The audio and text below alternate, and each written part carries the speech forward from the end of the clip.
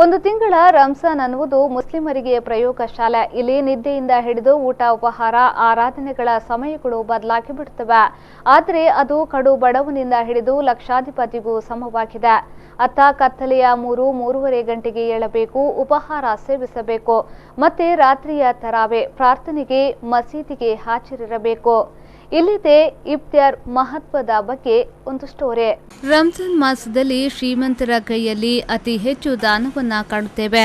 ಮಸೀದಿಗಳಲ್ಲಿ ಮುಸ್ಸಂಜೆಯ ವೇಳೆ ಇಫ್ತಾರ್ಗಳಿಗಾಗಿ ಅತಿ ಹೆಚ್ಚಿನ ಜನಸಂದಣಿಯನ್ನ ಗಮನಿಸುತ್ತಿದ್ದೇವೆ.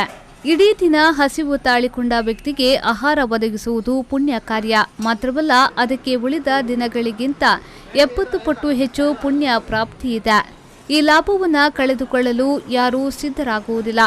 ಸಾಮಾನ್ಯ ವ್ಯಕ್ತಿಯೂ ಕೂಡ ಇಲ್ಲಿ ಒಂದು ಕಲ್ಲಂಗಡಿಯನ್ನ ಖರೀದಿಸಿ ಅದನ್ನ ಭಾಗ ಮಾಡಿ ಹಂಚುತ್ತಾನೆ. ದ್ರಾಕ್ಷಿಯ ಗೊಂಚಲನ್ನ ಬಿಡಿಸಿ ಪ್ರತಿ ತಟ್ಟಿಗೆ 2-3ರಂತೆ ವಿವರಿಸುತ್ತಾನೆ. ಕೊನೆ ಪಕ್ಷದಲ್ಲಿ ಒಂದೊಂದು ಖರ್ಜೂರವಾದ್ರೂ ಹಂಚುತ್ತಾನೆ. ಇಲ್ಲಿ ಇದನ್ನ ಯಾರೂ ನಿರಾಕರಿಸುವಂತಿಲ್ಲ, ಕನಿಷ್ಠ ಎಂದು ಪ್ರಶ್ನಿಸುವಂತಿಲ್ಲ. ಅದು ಆತನ ಸಾಮರ್ಥ್ಯದ ಉದಾರ ಕೊಡುಗೆ. ಇಫ್ತಾರ್ ಅಂದ್ರೆ ಪ್ರತಿ ಮೊಹಲ್ಲಾ ಕೇರಿಗಳಿಂದ ಧಾರಾಳವಾಗಿ ತಿಂಡಿ ತಿನಿಸುಗಳು ಬರುತ್ತದೆ. ನಮಗೂ ಪುಣ್ಯ ಲಭಿಸಲಿ, ಉಪವಾಸಿಗಳ ಹಸಿವು ನೀಗಲಿ ಅನ್ನುವ ನಂಬಿಕೆಯಲ್ಲಿ ಯಾರೂ ಚೌಕಾಸಿ ಮಾಡುವುದಿಲ್ಲ.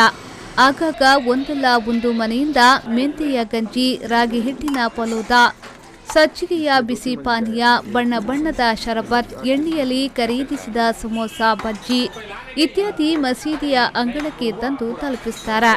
ಇದನ್ನ ಅಲ್ಲಿ ಅಚ್ಚುಕಟ್ಟಾಗಿ ವಿತರಿಸಿ ಕೊಡಲು ಯುವಕರ ಟೀಮ್ ಸಿದ್ಧವಾಗಿರುತ್ತದೆ.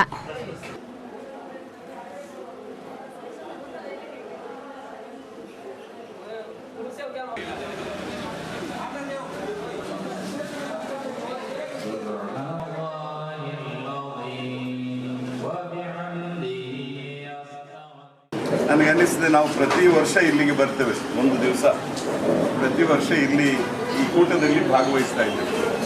ಒಂದು ರೀತಿಯಲ್ಲಿ ಸಂತೋಷದ ಒಂದು ಭಾವನೆಯೂ ಕೂಡ ಇಲ್ಲಿಂದ ನಮ್ಮ ಮನಸ್ಸಿನಲ್ಲಿ ಬರ್ತದೆ.